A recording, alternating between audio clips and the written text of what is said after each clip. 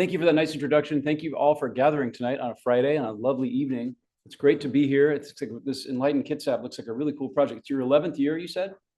That's pretty. Yeah, I live in Seattle. I don't have a sense of community like this in my neighborhood that I'm aware of. But anyway, I think that's very cool. Let me get to my first slide here. There we go. Okay. Hello, everyone on Zoom. Thanks for joining us over Zoom. Okay. So all over the map, it's the name of the presentation. It's also sort of the style of the presentation. I'm going to jump around a little bit. I've been doing a version of this now for about, I guess, since the middle of January. I've been in Gig Harbor a couple times. I've been over in Ritzville, been in Yakima, I've been up in Monroe, there's an online one in Seattle. And I change it every time. It's been evolving and getting a little more efficient, but I also sort of localize it for each place that I go. So the notion of place names, for me, it's all about local. We're fed so much material on television and radio and online nowadays that comes from someplace else. It comes from people who don't really care about us. They just want our eyeballs and they want to take our information and, try to sell us more stuff. And there, I'm not, don't get me wrong. I'm not against capitalism or anything, but I grew up in an era, which isn't that long ago, really. I mean, okay, well, all right, say I'm in my late 50s. And I remember when local media was really local, like you'd hear the same people on the air every day and you listened to them for the information, but also just for that sense of companionship. I don't know if I thought this way when I was a kid, but you knew listening to KJR in Seattle in the late 70s, that all your friends were listening at the same time too. It was this it's a different kind of social media. And it felt like and they were selling stuff. Don't get me wrong, but it felt like it was a simpler time. Maybe everyone says this when they reach a certain age. But it felt like we were connecting with each other in a way that we don't anymore, because there's so much more material available. It's rare that we're all listening to or watching the same thing, unless it's a Super Bowl or a terrorist attack. I mean, literally, and that's not really a joke. It's sort of like it's only certain times where we all tune into the same thing. So in doing this kind of stuff on the radio, I've come to really love local, because local is kind of that's most important to me. And also, just as I've gotten older, I've come to appreciate where I live and where I'm from more than I ever have before. And a part of that is, I think, because of my parents. My mom was a little kid in London during the Blitz. I think she was 11 when World War II started in 1939. She eventually got shipped out to the countryside, for the phony war, and then came back and got shipped out again, and lived through all that bombing of London and everything up until the early 40s. And then my dad was a 16-year-old kid in Poland when the Nazis invaded his home country. So he ended up, fighting in the underground army against the Nazis and the commies, or the Soviets, excuse me, and ultimately ended up in a Soviet labor camp, right, in 1944, because he and his underground army. It was a very high-functioning underground army in Poland. They had ranks and, they all used pseudonyms and everything.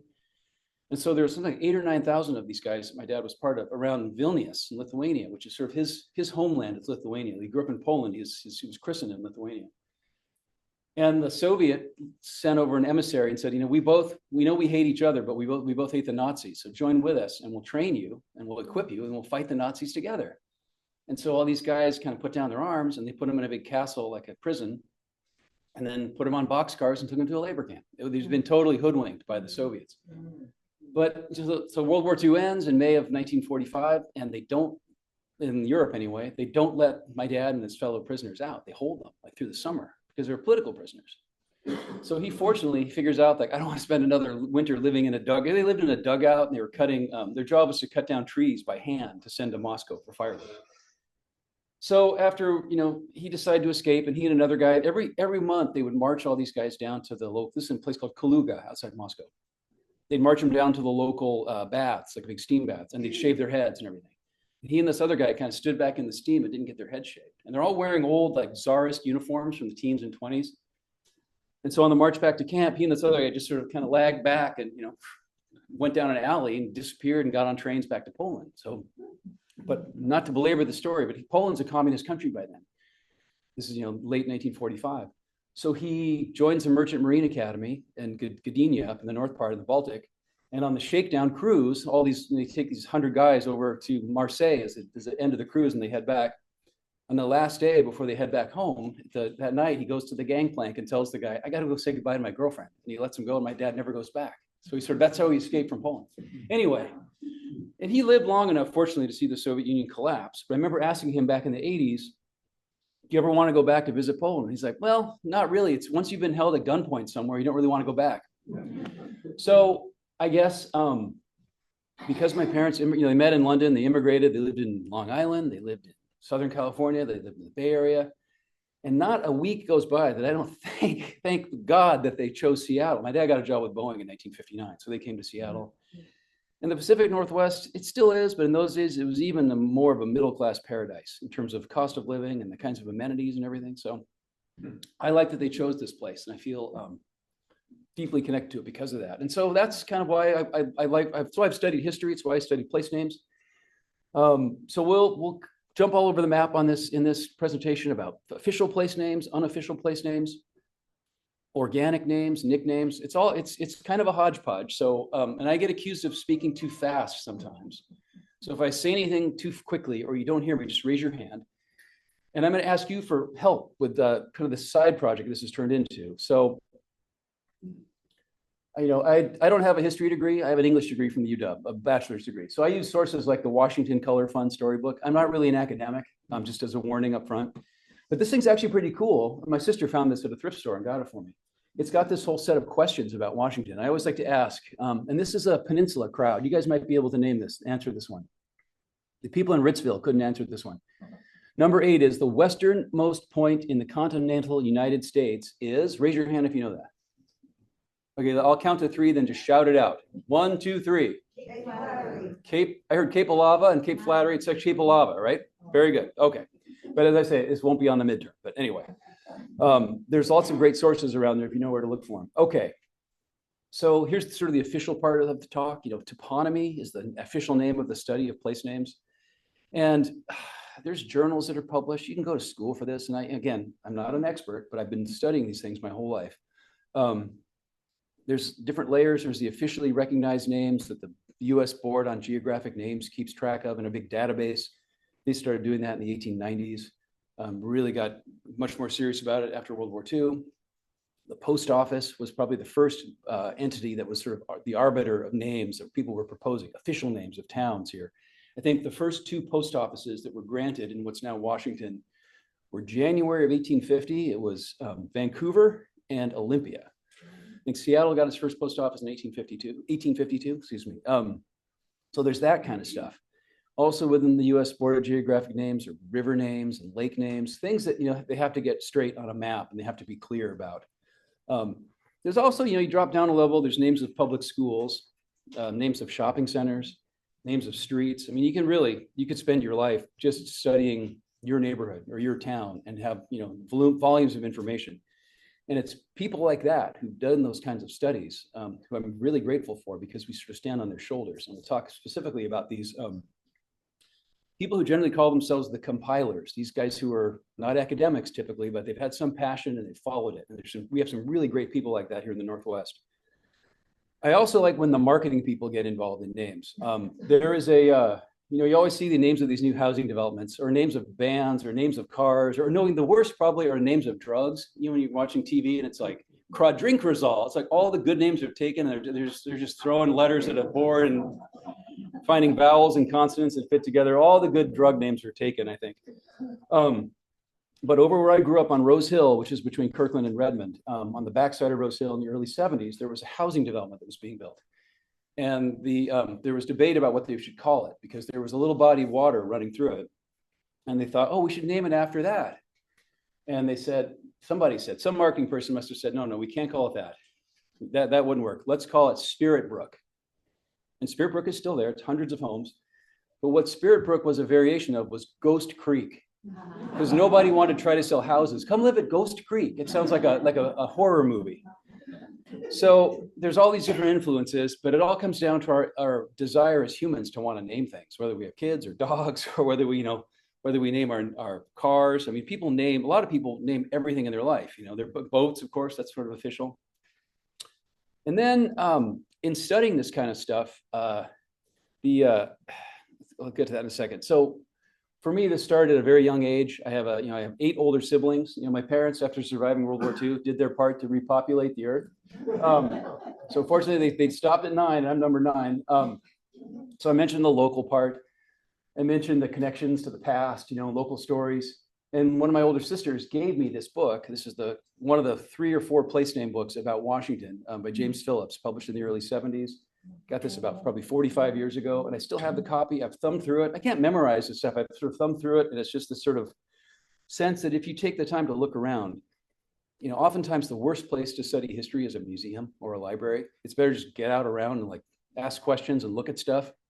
And a book like that let me do that kind of thing. So when I was putting this presentation together and proposing this to Humanities Washington, maybe almost 2 years ago now, place names were in the news occasionally, names of things. I mean, I think what I remember most, there was, the names of Confederate generals or Confederate military figures were taken off of American military bases during the Biden administration.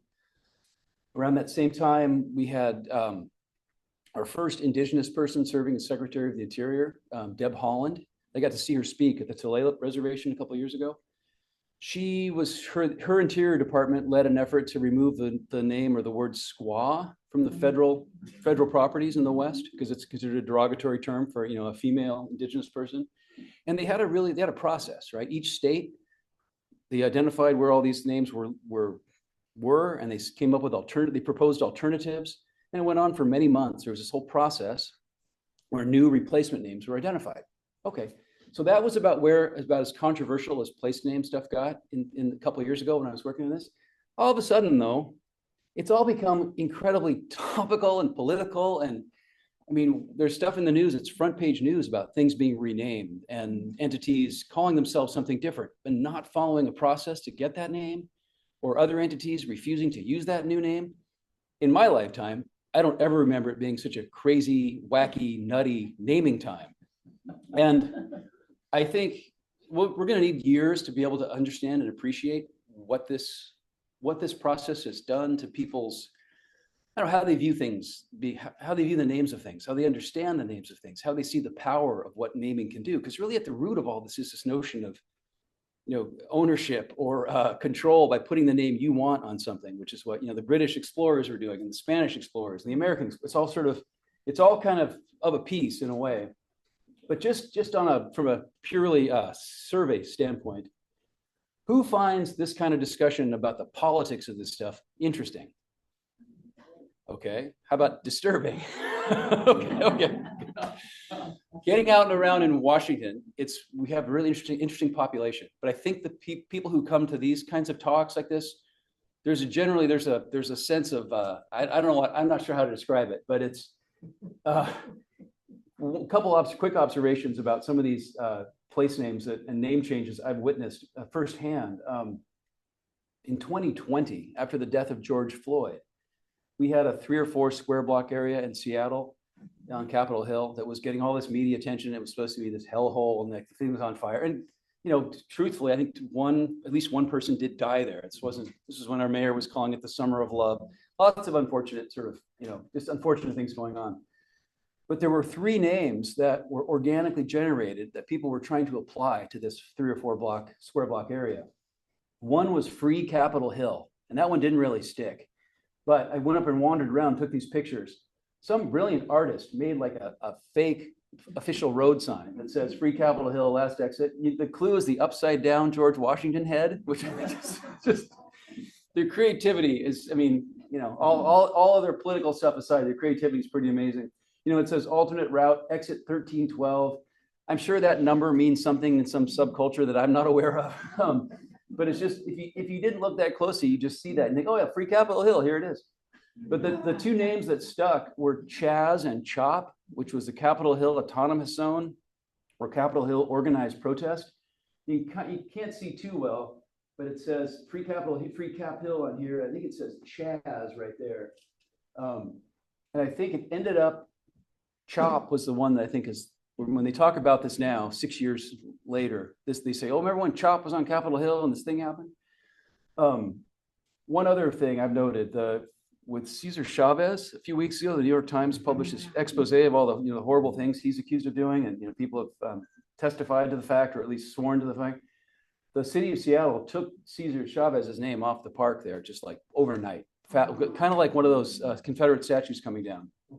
And they'll go through a process to rename it, but the removal was just lightning fast. So I'm not sure if that removal would have been as fast as it was were it not for all this other stuff we've had the last couple of years. It's just anyway, I find this, I mean, sort of exhausting. So I was going to say fascinating, but really it's just exhausting. And then up in Spokane, they renamed Fort George Wright Way. George Wright's a controversial military figure from the 19th century who's treated indigenous people, everyone agrees, pretty badly. And so they renamed that to Wistocks Way. And Wistocks is an indigenous woman who lived in that part of near Spokane. Anyway, this will be bizarre to watch how this unfolds. In the next chapter in our political history, how many of these are reversed, how quickly, if the laws are changed to eliminate the ability for agencies to subvert. I mean, should give real place name scholars plenty of work to do for a long time. Okay, so my little obscure talk about place names all of a sudden becomes this big political hotbed. But I don't feel like talking about the politics of it. I feel like we'd sort of just rehash a bunch of stuff. Understand why I don't want to not acknowledge this part of this kind of information though. Okay. All right. Here's what I'm going to ask for your help with a little bit later on. I want to give you kind of a prompt now. In doing a radio feature for 10 years called All Over the Map, I would cover, place names I get out of books and other scholars and everything, and kind of I'd have stuff to talk about. But a few years into it, I realized, this stuff's all kind of been done before. I want to see if there's other stuff out there. I heard at one point, I can't remember if I put the call out saying, hey, let me know if there's things in your neighborhood that you haven't, that aren't on any map, aren't on any database. You can't search it on Google or Google Map. I wanted to find these organic nicknames in places. And so a woman sent me a picture of her friend on a bicycle with a little handwritten note that says, Peg on Marijuana Road. Because this is over in kind of south of Bellevue, in the Newcastle area. This is right by Interstate 90, if you know that part of east side of Lake Washington at all.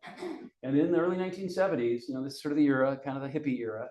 The hippies would hang out in the woods along this particular street, and everyone back then called it Marijuana Road. And I Googled that. I looked in newspaper databases. No one had ever written that down before. It's like this sort of ephemeral kind of in the mists of lost the mists of history. And I heard from a younger guy probably about 10 years younger than this woman was. And he said that he went to high school near here in the early 80s. And on the cross-country team, they would go run down that road. And we called it Pot Road. And so two people, so it's fascinating to me that there are these names for places, right? Right after that story, I heard from a guy who lives south of there, and there's a steep hairpin turn on a street that's now blocked off by bollards. It's now just for pedestrians and bicycles. And he said, we always called that the Devil's Dip. And it's like this pointed thing. And I've since heard that name applied to a few other places. It's almost as generic as Lover's Lane, because a lot of communities have a Lover's Lane where people go and park, right? Or we had Dead Man's Curve on Old Redmond Road between Kirkland and Redmond. And it's that Jan and Dean song from, I think, 1964, 1965. And I don't think anyone ever died on the Dead Man's Curve that I knew, but it was fun to say. And it kind of felt like, you kind of hear that Jan and Dean song in your head.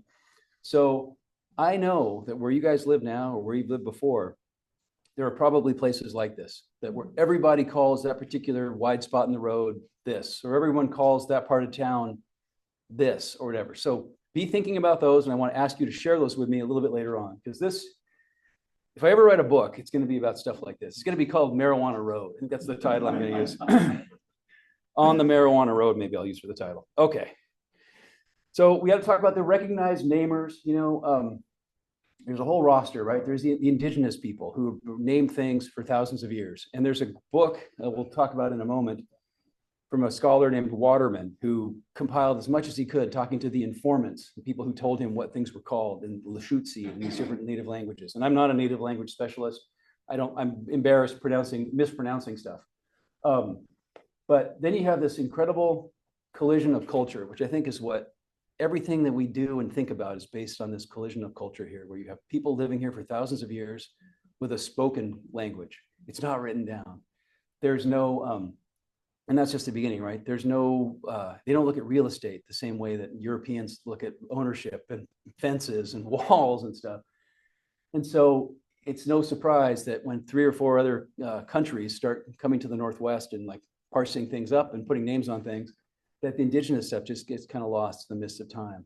And indigenous names, they're not like, you know, Spirit Brook versus Ghost Creek, or they're not being named for some person far away. In the names, most of the names I've looked at, and there's exceptions, of course, there's poetry in them, but they're very practical. Like, you know, this spot, like the spot we come to every September, not September, of course, the spot we come to harvest fish every autumn. Or, you know, there's this sort of there's a practicality to it. There's almost poetry in the practicality. Not so much for the guys who come starting in the late 18th century. You know, they're trying to claim land for the king or claim land for their empire, or just put their name on something, or, you know, not be embarrassed when they have to go back to wherever home is, and they want to have paid tribute to the people who funded the trip. It's whole other set of expectations, whole other set of criteria they bring than people just living here for thousands of years and having very practical names. The main people I want to point out, who we'll talk about, is Lieutenant Wilkes, Charles Wilkes, the head of the U.S. exploring expedition, who spent most of 1841 charting Puget Sound, charting the mouth of the Columbia River, and putting more names on the landscape that are still used and in existence than pretty much anybody else by most tallies. Lewis and Clark named some things. Captain Vancouver named many things also, Puget Sound, of course. And then Robert Gray on the far left, you had pretty much just named one thing, but it's a great story about how Robert Gray named something that Captain Vancouver wished he could have named. Okay. The compilers and informants. These are the people who, I'm amazed by. I mentioned T.T. Waterman, who did all the work as an academic in the 1920s and 1930s, collecting indigenous names. In Oregon, there's a MacArthur family. The oldest MacArthur family member in the 1920s, Tam MacArthur, published the first guidebook to Oregon place names. And it's like a piece of literature. It's beautifully written, long essays about some of the deeper topics like Columbia River or Oregon, or these sort of big names. And it kind of reflects my crackpot theory about Oregon versus Washington. Raise your hand if you think there's still cultural differences between Oregon and Washington, like on the other side of the Columbia River. Okay, good. So you buy the premise. Here's my crackpot theory. Oregon becomes a state in 1859, and Washington becomes a state 30 years later. So in Oregon, men anyway, can vote in the election of 1860 for president, can vote for Abraham Lincoln. They have a representative in Congress who can vote. They have 2 senators that their state legislature appoints to the US Senate. So they're getting federal largesse in a way that Washington territory definitely gets that kind of thing. But I think it makes Washington more self-reliant, more willing to try something different, or just more practical, where Oregon is almost mired in the Victorian era. I mean, that's a very judgmental thing for me to say. But the MacArthur family, I think the oldest member arrives in Oregon in the 1850s. And so for this father, and then the father writes the first edition. I think the son does the next 4 or 5 editions. And each one gets bigger and thicker and bigger and bigger. And there's a daughter or granddaughter who's working on an 8th edition, which may or may not be published because it's so huge. And it's such an era now where databases are much more, I don't know, they're sexier when they're online. It's kind of like, ooh, you can look it up on your phone. Anyway, so the MacArthur family, we have nothing like this in Washington. We have 3 or 4 people who published place name books in Washington, but nothing like a family dynasty stretching to the Victorian era responsible for it. It's sort of, and I kind of like that in a way. The other really cool compiler is Guy Reed Ramsey, who actually lived in Portland.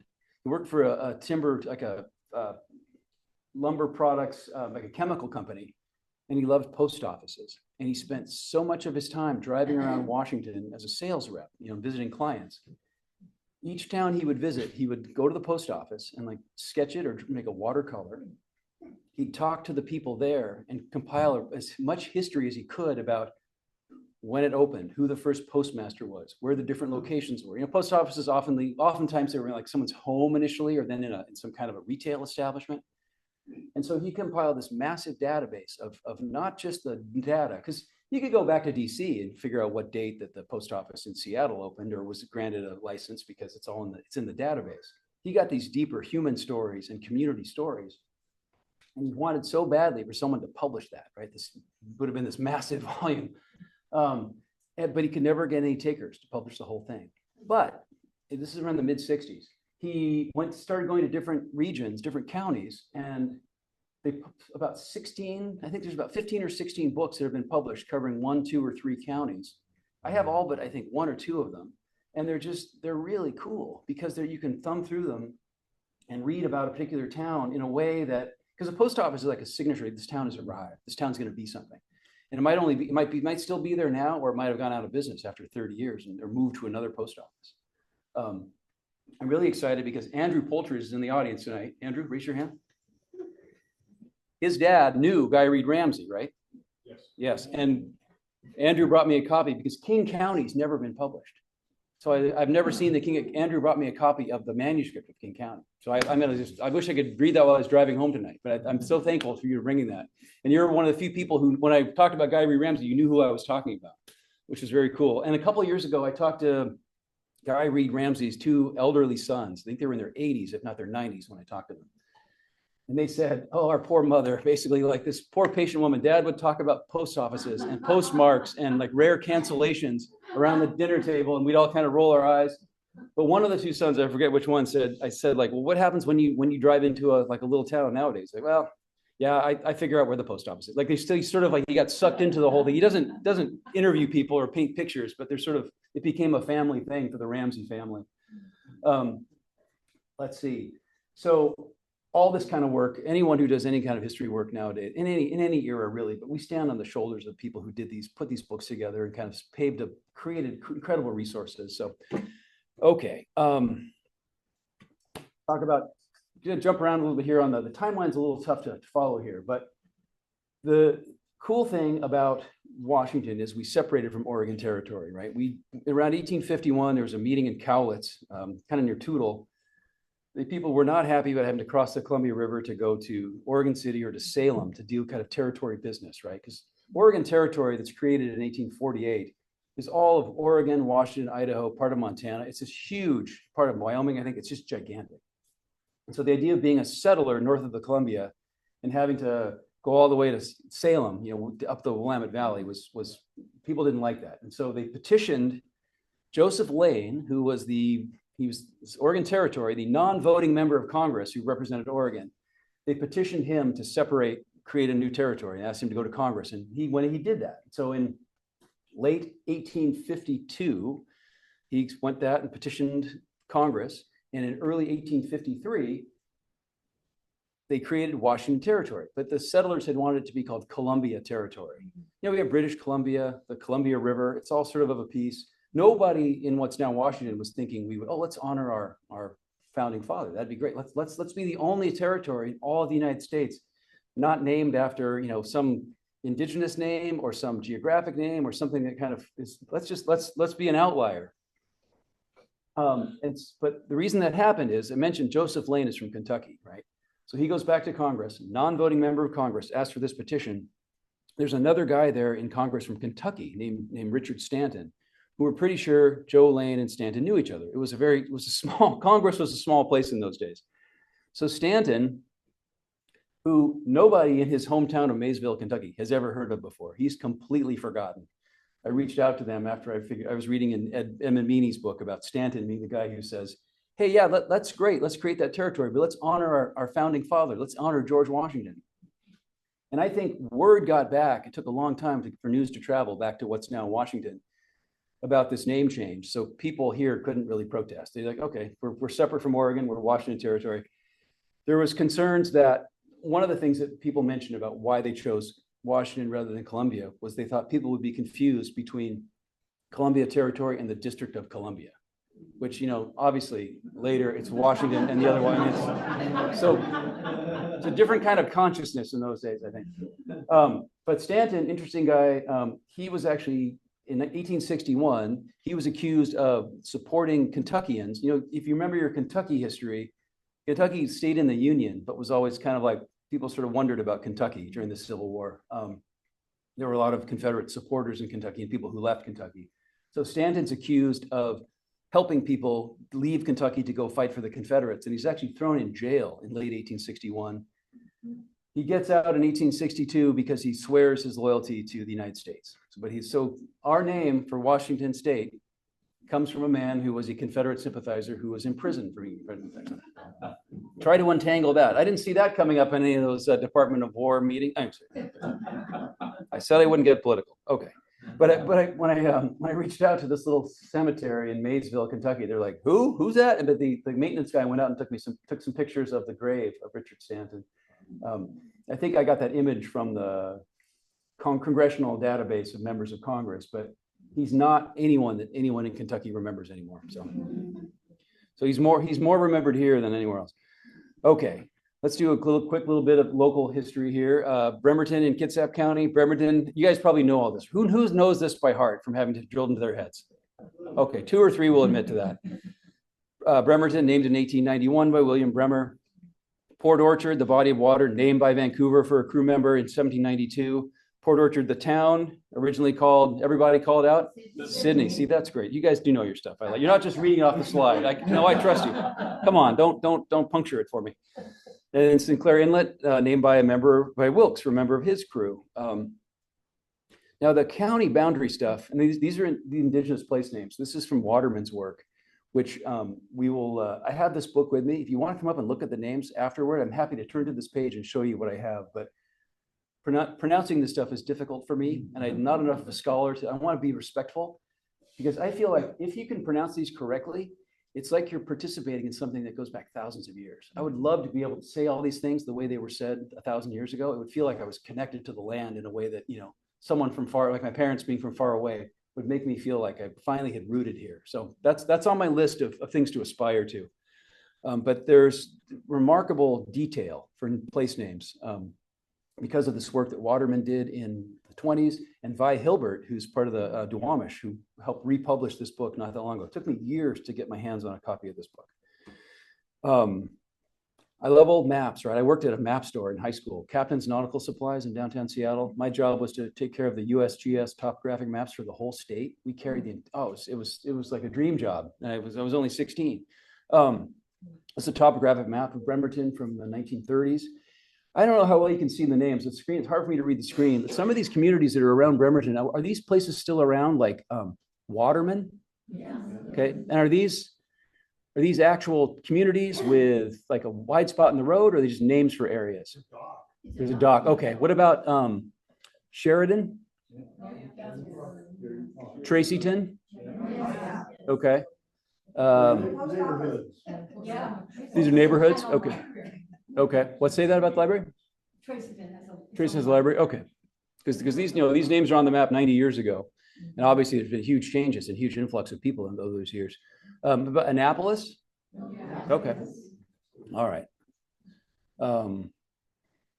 This is a cool chart from 1878 showing when the Kitsap Peninsula was called the Great Peninsula, which was the name that Wilkes had given it, also Indian Peninsula. But this survey, this was done by the Coast and Geodetic Survey, one of the precursors of the USGS. And a guy named, blanking on the guy's name, I don't have my notes. But the Yukon was the vessel, and 1877 is when they came through Port Orchard and thought, boy, you could put a Navy Yard here. So this is the first glimpse of the Navy Yard being a future of Bremerton for the survey that was used to print this chart in 1878. And here's a more detailed view here of Port Orchard and Dyes Inlet. And there's just, not that there's nothing there, but there's a lot less there. And this is a chart focused on the water. So they're not always going to have a lot of detail about what's on the land. But you get a sense in 1878. Yeah, sir. Yes. The Great Peninsula Conservancy was very active in maintaining native undeveloped lands. Okay, so you're saying there's a group called the Great Peninsula Conservancy. That's a relatively recently founded nonprofit or something, or 20 okay, years. 20 years. Okay, I like when they use old names like that to kind of suggest the connection. Absolutely, captures it. Yeah, very nice. So I've just recently discovered another of these compilers who just did some pretty amazing work. Newton Carl Abbott. He was 50 in 1927 when he got his master's in history at the UW. It sounds old to me. I'm older than that now, but getting your master's at 50 in the 20s, I'm not sure how common that was. But he was from Montana. He went on to write kind of the quintessential Montana it's called The Making of Montana or The Building of Montana, the quintessential textbook for Montana history for school kids. He wrote a few years after he did this thesis on the evolution of Washington counties. And believe me, I mean, if you were into this kind of stuff and you're into minutia and wanted to spend the evening looking at the different county boundaries, I'd be right there with you. But I realize you guys probably have other busy parts of your life. So we'll spend a little bit of time on this because the Yakima Valley Genealogical Society and people in Klickitat County republished this book in 1979. It took me years to find my own copy. I can't remember what I paid for it on eBay or whatever it was. But along with Newton Carl Abbott's original work from the 20s, a guy named Fred Carver drew new maps, incorporated a bunch of the legislative language, and made this thing this incredible resource. And I mean, for someone like me, it's fun to thumb through and look at. But again, I realize you people have other lives. So, but I want to. I like to talk about like you can stand in one place and the name changes, right? Obviously, where we're standing now was Oregon Territory in 1848. It was the Oregon Country in the 1840s, right? So, other cool thing about the Northwest, I think, is by the early 1840s, this area is jointly occupied by the British and the Americans. A treaty from 1818, for 10-year treaty, keeps getting renewed, right? People here are sort of tired of that. Americans want to have some form of government because they're trying to conduct business, they're trying to raise their families. And in the early 1840s, there's a problem with wolves, and so settlers are trying to get together and come up with sort of communal solutions. Sort of how can we all contribute to create solutions for these problems that we all face? Whether it was dealing with the wolves, or a guy named Ewing Young passed away without a will, and he had a bunch of cattle. There was no way to kind of have any kind of system of dealing with stuff that we take for granted now in a modern world. So in the 1840s, 1842 or 1843 at Champoeg in the Willamette Valley, they create this provisional government. And they start marking out boundaries for counties and things. In the 19th century concept of a county was that you could do a day's worth of travel to get to the county seat to be able to take care of like real estate business or marriage license or whatever. So these counties that they first mark out, these aren't those kind of counties. These are just a way to kind of put something down on paper. So where we're standing now is Lewis County in the 1840s. This is still joint occupation time. The British and the Americans are still trying to figure out where the boundary is going to be between American territory and British territory, or what becomes Canada. The British wanted the Columbia River to be the boundary, of course. We didn't. We wanted the 49th parallel. But until that actually happens in 1846, and then we go ahead, we just do it ourselves, DIY, do-it-yourself government. So we're standing now in Lewis County, Oregon country. It's not even the Oregon Territory. It's just it's indigenous land that nobody's officially claimed. Okay, and you fast forward a little bit. Washington Territory has been created in 1853, and King County is created. So we're in King County for a while there from 1853 to 1857. This is King County, and King County fronts on the Pacific Ocean. That sounds pretty cool. You see some of the other, let's go back here. So you see the other big county. They call these the mother counties of Washington: Lewis, Vancouver, and Clackamas, which is a big L-shaped county that stretches around to like the Willamette Valley. Anyway, back to King County. So then in 1857, Slaughter County is created in name of William Alloway Slaughter, who was an American military guy who died near Auburn, what's now Auburn, in the Treaty War in 1855. So that's January of 1857. Slaughter County is created, but they leave an out and have a vote on that name, and that name is rejected, and they pick Kitsap instead. Slaughter, I think it's about 20 years later in the 1880s when the town of Auburn is first called the town of Slaughter in King County. And one of the wise guys at the time said, yeah, we can't call it that. We don't want the guy at the train station saying like, this way to the slaughterhouse for the hotel. Anyway. So it's named after Kitsap instead. And Meany, oh yeah, go ahead. I think in the roller derby team, weren't they? Yeah, Slaughter County roller derby. Yeah. Oh, really? That makes sense. Yeah. See, that's a sort of ironic use of old names. I love those. That's great. I'm glad people are doing that. That's great. So Kitsap, who's a fairly controversial figure, I think Meany even says Kitsap might have been there when Slaughter died. I don't know if I believe that. It sounds very, it's hard for me to sift that properly. But Meany also says that Kitsap is pronounced differently than we pronounce it now. Because now we say, it's my sense is emphasis on the first syllable, Kitsap, right? Kitsap. And who's lived here the longest in Kitsap County? Raise your hand if you think you've lived here the longest. Okay. Has it always been Kitsap? Yes. Okay. Meany, again, the scholar who wrote the book of Washington Place Names in the 20s, says that Myron Eales, who was a missionary who was writing indigenous history about Washington in the 1870s, 1880s, he said that Kitsap was pronounced as if there was no I. It'd be like a small K apostrophe T and then emphasis on the second syllable. So Kitsap. So see if you can get the Conservancy to bring that back and the roller derby to try that back. Kitsap. That again, there's that sort of that sense of pronouncing things correctly is like this way to connect to this ancient history, which I think is kind of makes the back of my neck tingle. But that's why I'm up here talking about this stuff, I guess. Okay, so Kitsap County, that name is officially adopted in July of 1857. All right, so going back in time to 1792 to talk about this idea of organic place names and why people name things stuff. Captain Vancouver here in 1792.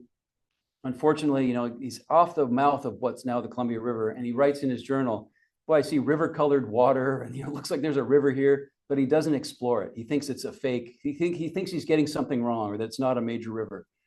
About 2 weeks later, Robert Gray, the American, notices the same thing and actually sails into the mouth of what he calls the Columbia after his ship, the Columbia Rediviva. So he, you know, instead of it being the, who knows what Vancouver would have called it. I mean, I wonder what Vancouver would have called the Columbia River. That's a question we'll never know the answer to as far as I know. Civil servant thing. Yeah, exactly. Or somebody who did something nasty in the Revolutionary War, perhaps. Anyway, so that's like the great tragedy of Captain Vancouver is that he missed the Columbia River. It means that, you know, the American gets in there first, the American names it something, and of course it had been called other indigenous names forever. And it wasn't, you know, you read these old books and they say like, you know, Vancouver or Robert Gray discovered the Columbia River. People knew it was there. The indigenous people, they entered it, they saw it, they didn't discover it. And Vancouver did a bunch of amazing stuff. You know, he charted, he named Puget Sound, he named Mount Rainier, he named Mount Baker, he named Mount St. Helens, he named, you know, all sorts of things and did these incredible surveys of what's, you know, Puget Sound. The data from which is still there in the British Admiralty charts. If you look at nautical charts that Great Britain publishes, they still use some of Vancouver's survey information. It was that good. But you know, he died relatively young. He died at age 40. His brother had to write, you know, publish his journals after he was dead. And certainly left his mark on this area for sure, there's no doubt, but missing the Columbia River is like the great mistake of his life. And it probably means that, you know, if Vancouver had sailed into the Columbia River, we'd probably all be speaking English now. That's a lame joke. I'm glad you laughed. Okay. You're only encouraging me. Okay. The Cascades, of course, everyone knows and loves the Cascades. This name comes from the 1820s and 1830s, and it's named after a feature of the Columbia River that's no longer there, that's inundated by the Bonneville Dam. You know, the Columbia River was not that docile lake-like thing that we all see nowadays when we go drive to, you know, up the Columbia River Gorge or something. And David Douglas, the same guy for whom the Douglas fir is named, he gets credit for in print using the term the Cascades and taking the name of the water hazard, the Cascades, and calling it the Cascade Mountain Range.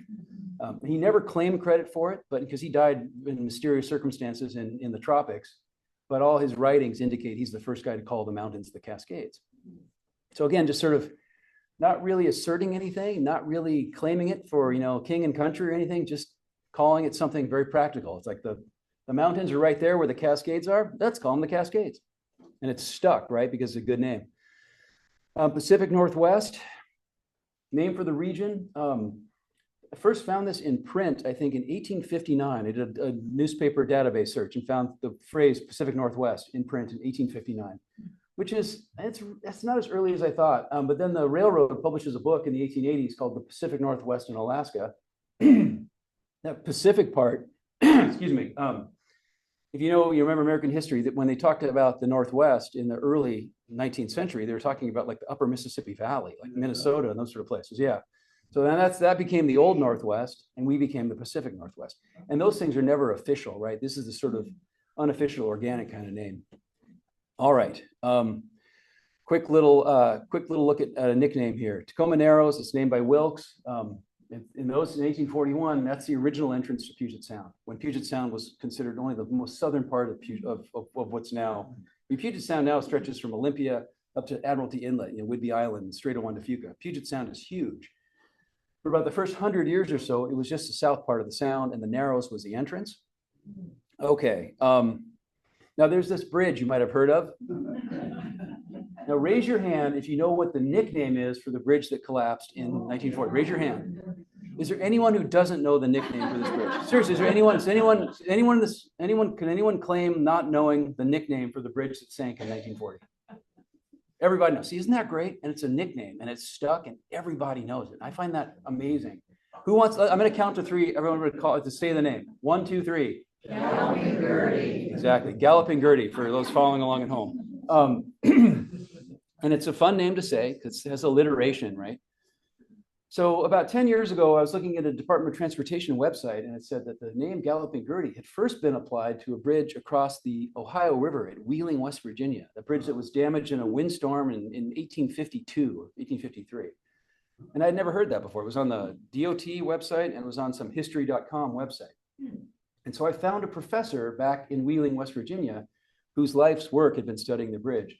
And he said, no, I'm sorry. No one ever called that bridge. That's fake. Basically, that was some sort of a kind of a old wives' tale. The Galloping Gertie name was never applied to a bridge before it was applied to the 1940 Tacoma Narrows Bridge. And they think that name, I've looked through the newspaper databases and just searching online, cannot find the actual source for when that name's applied. But what I've heard, the oral tradition is that the workmen were calling it that long before it even opened to the public because of that bad design that had the solid sides meant it was catching the wind before it was even open to traffic. And Galloping Gertie, that name had been around on a few other things. I was able to find, there's a amusement park in Rochester, New York, where the funhouse is called the Galloping Gertie. I don't know if you can read that in the middle of the picture there. It says Galloping Gertie in big letters, but they're sort of faded. That's one of the decorations left over from it. It's long gone. There's a locomotive in Great Britain called the Gallopin Gertie in the 1890s. And then my favorite example, pre-bridge example, was this thing about kids and their hot rods in 1926. His favorite names are Galloping Gertie, Mrs. Frequently, which is great, Nash Can, Leapin' Lena. Sometimes the can is named all of them. This Galloping Gertie is a British World War II bomber, so that's after the bridge collapses. And that's just the Galloping Gourmet because I like to put that picture there.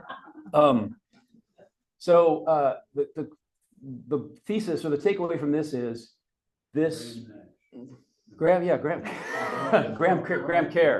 yeah, Graham Nash in the Hollies, yeah. Yeah. Okay, now you've thrown me totally off track. No, so the takeaway from this is that this is an organic name. No entity said, let's call this bridge Galloping Gertie because that'll make people think it's fun to ride on. I mean, it was almost like a pejorative to call a bridge. You don't want a bridge you drive across to be called Galloping Gertie, but the name really stuck. So that bridge, when it collapsed in 1940, after just being in service from July to November, they had to start the ferry service again. They had a little Scansonia ferry that had been built in Gig Harbor, was back in service. And because it was wartime and other stuff, they didn't get the replacement bridge. It didn't open to traffic till 1950. So 10 years of back to the old, 4 months of bridge crossing on the Narrows, and then 10 years of back to the old ferry boat. That must have been very frustrating. But the state, Washington Highway Department was what it was called back then. They came up with a nickname for the new bridge, right? The one that opened in 1950. Raise your hand if you know the nickname for that bridge. See, nobody does because the state came up with it, and they wanted people to have a name for it, and so it didn't work. It wasn't organic. And anyone take a guess what that name was? Anybody know? Sturdy Gertie. Oh. Yeah, that's the right reaction. All right. I think I've got 1 or 2 more of these that I want to ask you about your organic place names. I think after I did that story about Marijuana Road and talked about the Devil's Dip, I heard from this a guy named Richard Hart. He was a pilot, Navy pilot, flying A-6 intruders. He got stationed at Whidbey Island Naval Air Station in Oak Harbor back about 1972. And he came to town, went off on his first flight with and I can't remember if he was a pilot or the co-pilot, but he's part of a 2-man crew. And the guy he first flew with had been there for a while. And he said, okay, we're gonna take off. We're gonna fly over to Cape Flattery, about 100 miles or whatever. Then we'll come back. Keep your eyes on the scope. In those days, that's what they call the radar. It's not crude radar, but an earlier kind of radar. I think the water is black and the land is white. And the guy who'd been there for a while said, yeah, tell me when you see the Whidbey Island man. And this guy was like, what the hell? What the what? Once you see the Whidbey Island man, you can't unsee the Whidbey Island man. You might already see some. I'm hearing claims of recognition. I'm hearing like exclamations of recognition. So here we go. Sure enough, the bodies of water that between Whidbey Island and Camino and right between the islands, on a radar scope in 1972 on an A6 intruder looked like the Whidbey Island man. This is the pilot over here. He's still a private pilot now, but he does service in the Navy. And I was trying to tally how many people had been in the Navy, how many people had served at Whidbey Island, how many people had actually ever seen the Whidbey Island man and called it that. It's got to be maybe a couple thousand at most. But all the stuff I've searched had never been written down before. So this was a very exciting thing. And I made this map myself. I know it's pretty crude. So, but our former pilot, our former Navy pilot, he took a navigation chart, an official navigation chart, and he drew it more. But I like the cool label he made. He used the right font. I think he should have tipped it down at an angle. But I can't criticize that much. But and not many people ever get a chance to see the Whidbey Island man in person, sitting in front of a radar. But anyway, if you ever get a chance, when you're flying with somebody, just say, keep an eye out for the Whidbey Island man. Probably the granddaddy of organic names that no one knows the origins of is Oregon itself, right? The place we live, the old Oregon country. There's all sorts of theories about this. No one has ever really come up with a clear origin for the word Oregon. I mentioned the old Northwest, right? A guy named Jonathan Carver over on the far left, a British guy, was exploring around that area in like the 1770s. He wrote a book published in London in 1778 is the first mention of the name Oregon. Talks about, he said he's heard about this river of the West. He didn't cross the Rockies, but he's heard about a river of the West, the River Oregon, or the River of the West. So that's published in 1778 in London. Turns out he's a terrible plagiarist. He's stolen much of his material and just published it, where no one can catch him. Things move more slowly in those days. Intellectual property laws were harder to enforce. That's why Charles Dickens never made any money. They would just steal his stuff and reprint it.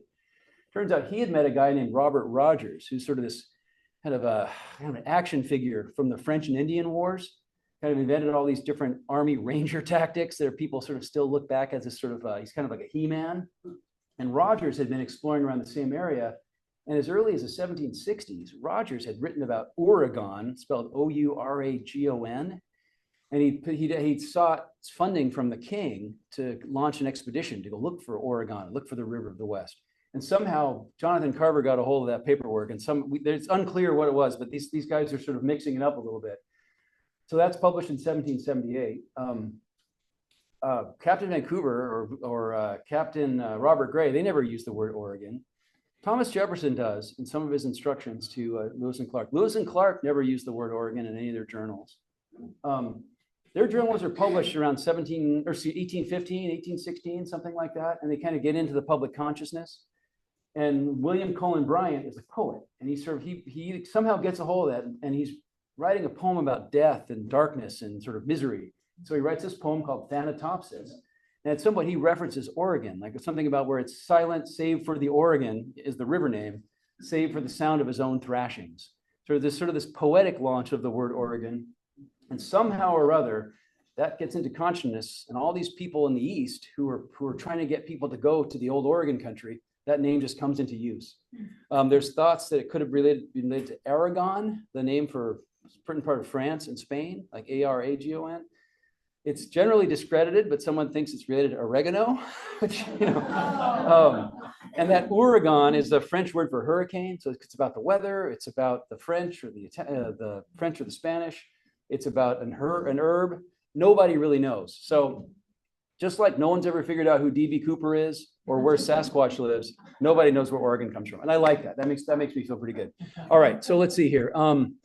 I don't have audio to do this. Everyone knows that the media mispronounces Oregon all the time, right? And how do they say it?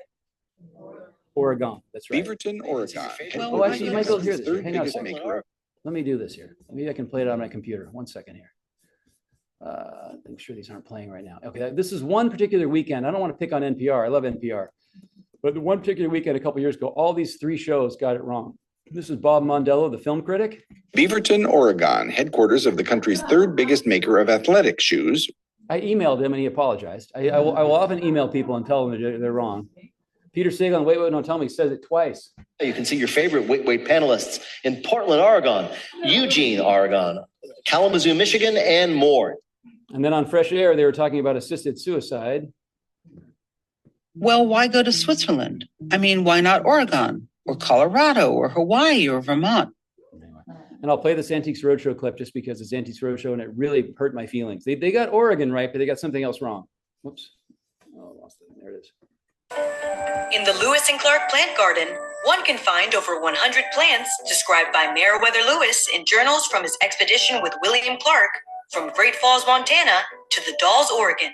The Dalles, Oregon. The Dalles, Oregon. Excuse me. I said it wrong. Look at that. Well, why go to Switzerland? I could get through the slide here. Okay. So I want to ask you about mispronouncing place names. It's 7:30 now. How much longer can I go or should I go? I mean, I want to respect people's private lives. I could do this all night. Five more minutes and then questions. Is that okay? All right. Okay. So how many people, raise your hand if you know somebody who still says Washington? I do. Okay, good. Now, where were you raised? In Bremerton for 80 years. Okay, so in Bremerton, you learned to say Washington. There is an R, Wash. Where are your parents from? Canada, let's see, Midwest. Okay, all right. So you don't fit into all the different academic stereotypes I've read about where Washington comes from. Bremerton accent. East Bremerton. Okay, that's where it all comes from. I mean, it makes sense if you grow up in some place where a wash rag's called a wash rag. If you move someplace called Washington, you call it Washington. And I found there's a paper written by a University of Washington scholar, I think in the 1947, 1948, about Washington. And they point to so many people who moved here during World War II to work in defense plants, who moved from the South and the Ozarks and all over the country, and that Washington became just part of the dialect. There's another version of the pronunciation that I knew a kid in junior high who said it this way, but I've never met anybody else since. Washington, like Wyoyshin. No one's ever heard Washington? No hands going up. Okay. So one thing I know is I remember in the 70s, my best friend Kenny, his grandpa said Washington. Grandpa passed away a long time ago. It feels like Washington, it's said or heard fewer and fewer as each passing year goes by. Is that generally your experience, or is there still, I mean, you hear it every day probably, right? There is an R in Washington. Yeah. Does anybody have family who still says it, other than you, sir, who kind of ruined my scientific sample? Does anyone have family members who still say Washington? Well, my mom said Washington. She was from Oklahoma. Perfect. That's the perfect example. Okay, that makes perfect sense. Okay. How about this next city on the list here in Eastern Washington? Did I hear any Coalvilles? Raise your hands if you raise your hands in shame if you said Coalville. Okay, it's actually Colville. It's a French name, and the anchors in the west side of the mountains mispronounce it all the time. I used to call the station I used to work at and disguise my voice and tell people they're saying it wrong. This one, Squim. I still see it as Sequim, but I say it correctly. This one gets a lot of trouble from outsiders. I heard there's some people who kind of make the first syllable as if the U is gone and there's an apostrophe, like Puyallup. Anybody ever heard that? Like the Heward family, the famous football family from Puyallup. They say Puyallup. Anyway, that's what I chose to say. Okay. How about this little city south of Seattle on the Puget Sound? Who says Des Moines? Raise your hand. Okay. Who says Des Moines? Raise your hand. A couple people. The people in the city, they think it's Des Moines. They say as if there's a Z on the end because they say we're not Iowa. We're Des Moines, Washington, or Washington, depending if it's you. How about the next one on the list? Who said Montlake Terrace? Raise your hand. Who said Mount Lake Terrace? Who's not raising their hand and not being truthful? I've said Montlake Terrace my whole life. It's actually Mount Lake Terrace. I've been wrong. I've been trying to train myself. Fix that. How about the next one? Did anyone ever hear Clay Elm? Oh, yeah. No, okay. Oh, yeah. Someone said, oh, yeah? Okay. Next one down the Columbia River. Cathlamet. Yeah, kind of a emphasis on the second syllable. I mentioned this one about Kitsap, right? How about the seafood restaurant in Seattle? Did you ever hear Ivar's from anyone? Yeah. And you know right away, boy, where do you move from? Okay. All right. All right, how about around here? Stuff that's mispronounced in the general Bremerton area, greater Bremerton? What's that? Yeah, on the national media. From the bank. Yeah. Oh, really? Any other? It's okay. Everybody gets Gonzaga wrong. I hear that one. I hear Gonzaga a lot when they talk about Spokane. All right. So let's go to organic placement because I want to be respectful of people's time. Now, when I explained this earlier, hopefully I made it clear that I'm just curious about like different names for roads or neighborhoods or schools. There's some great school nicknames in Seattle. Dimmitt Middle School, people call it Dimwit Middle School. Or Meadowdale High School, they call Mental Jail High School. Or Holy Names, the Catholic school for girls, they call it Homely Dames. So this kind of fits in that category as well. But so did this resonate for anybody? Does anybody have something to share about this part of the conversation? Nobody? The Lovers Lanes of Bremerton with the coal docks. Oh, it was, okay. Where the coal used to come in. So wait, explain that. So coal dock is just it's deserted, or it's like it's dark, or what's the attraction of the coal dock? Now, which is Oh, a park. okay. But there's a dock there where the coal barges used to come in and offload coal because there wasn't any oil for your furnaces. So that's where you were hanging out 65 years ago, or whatever. Okay, so all right. That was Lovers Lane. You go down to the coal docks and watch submarine races. So you call it the coal docks, though, right? You call it the coal docks. Okay. Any other names like this for schools, nicknames, or I was on Key Peninsula not too long ago, and there's a Key IGA grocery store. It used to be Waltz, and apparently it's, Waltz is beloved. Everyone loved Waltz. There's people who call that Key IGA not Waltz. It's like they're so sad that Walt's gone. They don't want to acknowledge it. It's Waltz, but they have to call it not Waltz. Anything like that? Oh, yes, ma'am.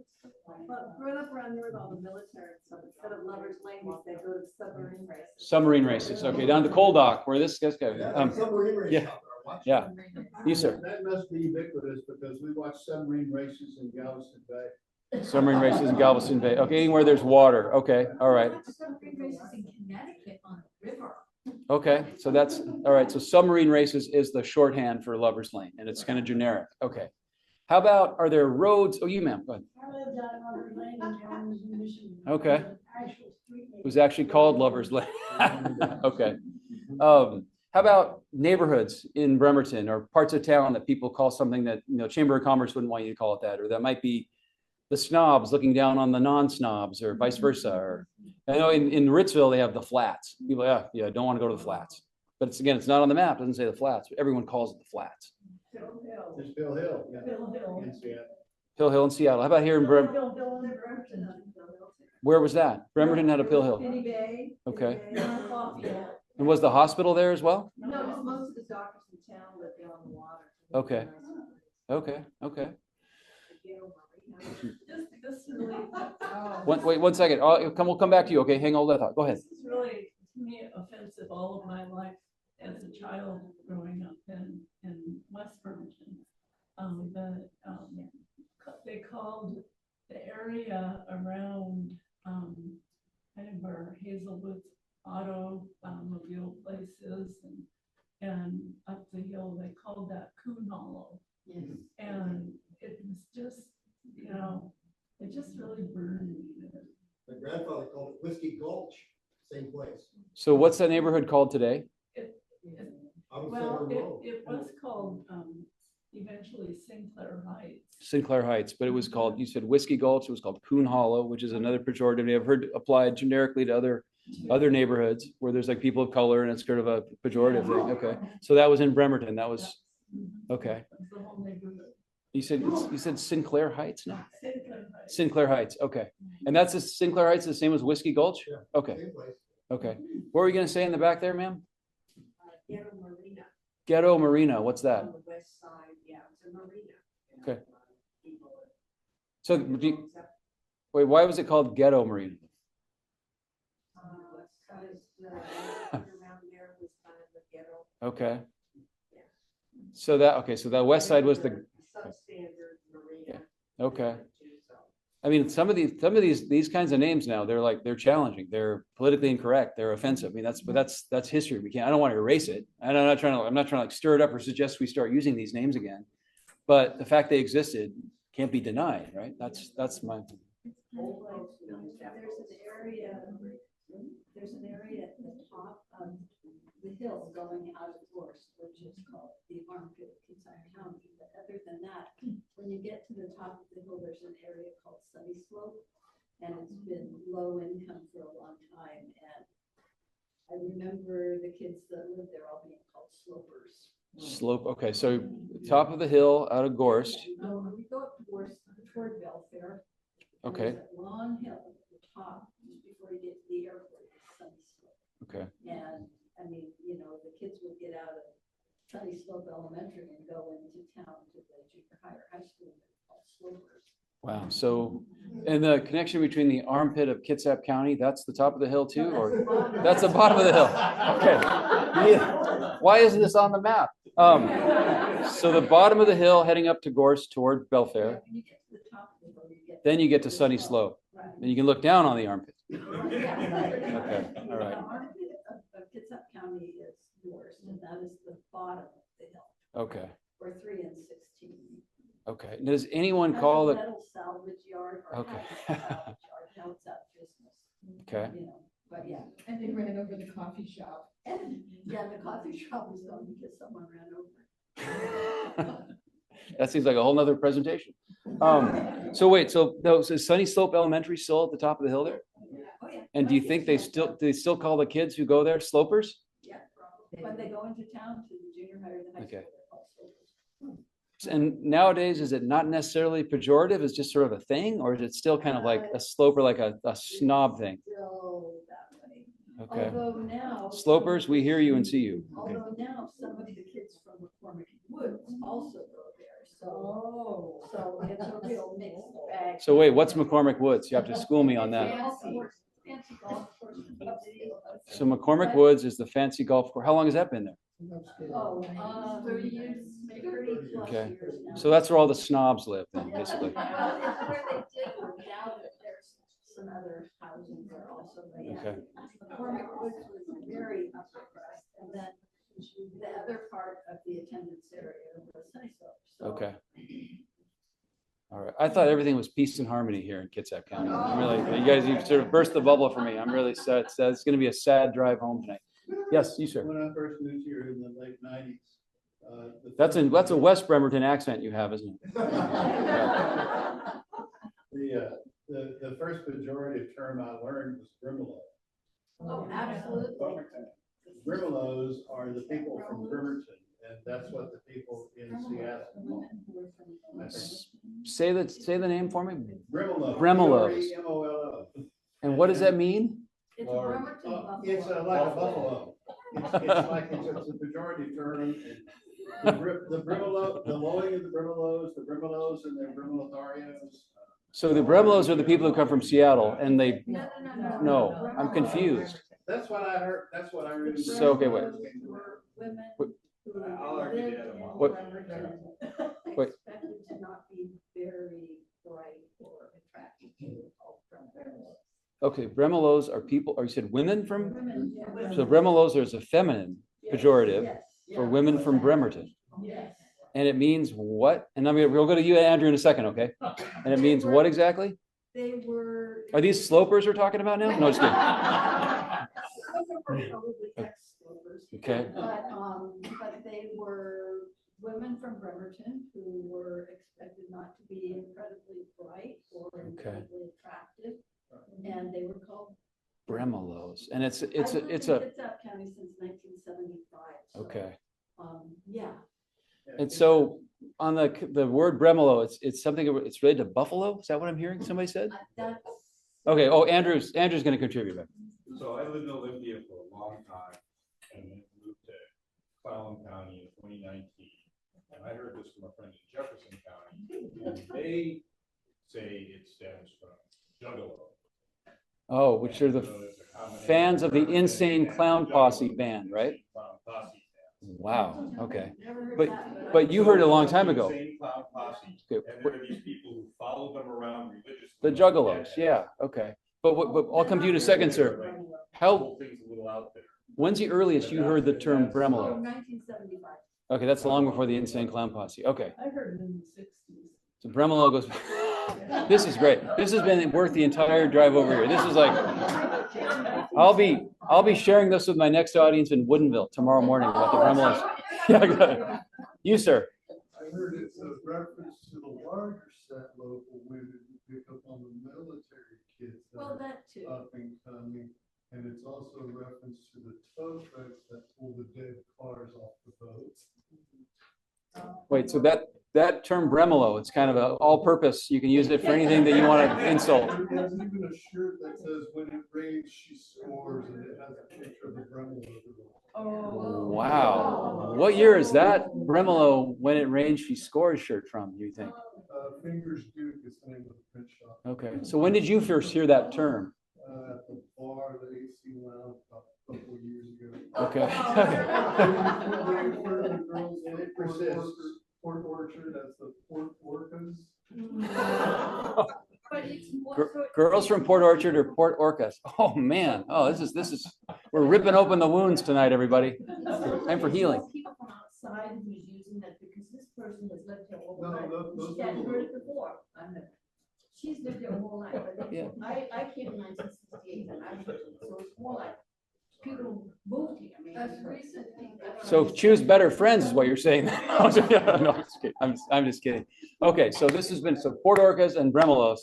Wow, this is being recorded. I'm so glad. All right, so I feel like we've sort of loosened up now. When do you want me to stop? Tell me when to stop. Should we go to like 8 o'clock or should I stop now? Seriously, I really. Are there more questions or comments? Questions? Oh yeah, you again, Mr. Poldox.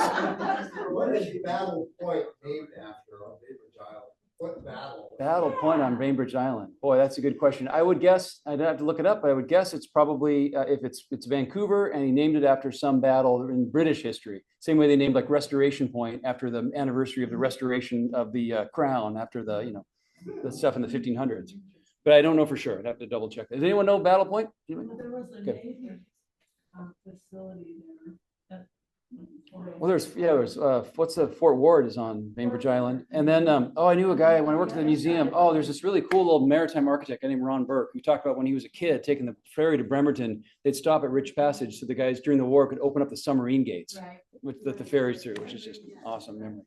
Any other comments or stuff you just can't, any other insults or mean things you want to say about people from? I worked at Keyport. Okay. Across Brownsville Bay to Battle Point, and none of those three names meant anything to me at all. Yeah, I'd have to look those up. There was no tie to local history or anything. They were just words.